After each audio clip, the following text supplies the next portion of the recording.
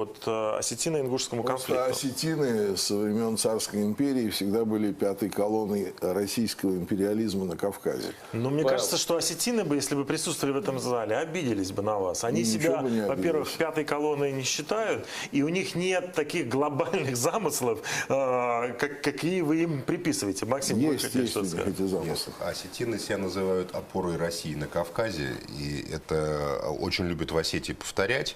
Что касается осетино-ингушского конфликта, это был, конечно, политически манипулированный конфликт. Он возник в ситуации распада, когда страна разрушалась.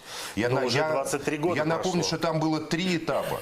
Первый этап – это беспорядки в Грузии, когда огромная масса осетинских беженцев хлынула из Грузии в Северную Осетию, создав критическую массу. Им негде было жить. О них никто не заботился. И их организовывали в криминальные группы. По той причине, что просто государство исчезло. Но мы Чечню отстроили. Если сейчас я вам быстро расскажу. Второй момент.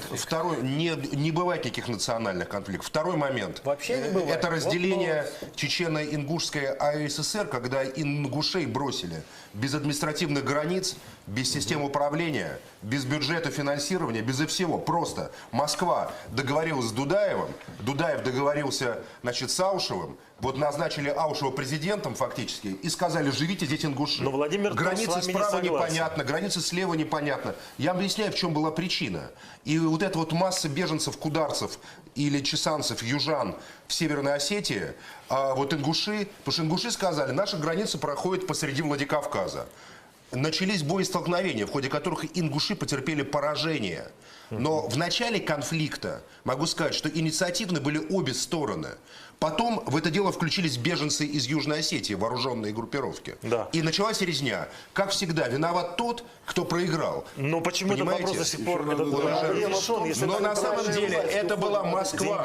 Потому что российская армия тогда была брошена. В частности, было принято решение поддерживать осетин в том конфликте. И российские. Вы там были, Павел, я же знаю. И вы это прекрасно помните.